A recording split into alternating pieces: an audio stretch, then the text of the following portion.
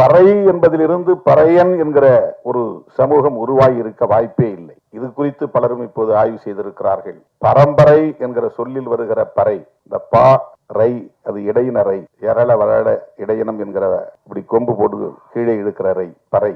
இந்த வல்லின ரை அல்ல, கசட தபர என்கிற எழுத்துக்களில் வருகிற வல்லின ரை இந்த இசைக்கருவியை குறிக்கும். அந்த பறையன் என்கிற சொல்லில் இருக்கிற எழுத்து இடையின ரகரத்தில் வருகிற ரை என்கிற சொல்லை குறிக்கும், எழுத்தை குறிக்கும். ஏன் என்றால் அதற்கு ஒரு விளக்கம் தருகிறார்கள். பரன் பறை இது இரண்டும் தாய் தந்தை என்று சொல்லுகிற சொல்லோடு வருகிற 7வது தலைமுறையின் பெயர். இந்த தலைமுறை நமக்கு முந்தைய தலைமுறை தந்தை தாய், அந்த தந்தை தாய்க்கு முந்தைய தலைமுறை பாட்டன் பாட்டி, அந்த பாட்டன் பாட்டியின் தந்தை தாய் பூட்டன் பூட்டி, அந்த பூட்டன் பூட்டியின் தந்தை தாய் ஓட்டன் ஓட்டி, அந்த ஓட்டன் ஓட்டியின் தந்தை தாய் பரன் பறை.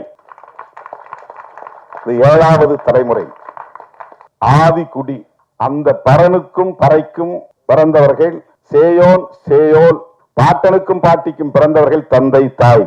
இன்றைக்கு இது 7 தலைமுறை குறிக்கிற ஒரு சொல்லாடல் தமிழிலே உண்டு. அந்த பறையை குறிக்கிற சொல்தான் பறையன் என்கிற பெயராக மாறி இருக்குமே தவிர பறை அடிப்பதனால் இவன் பறையன் என்று ஆகியிருக்க வாய்ப்பே கிடையாது.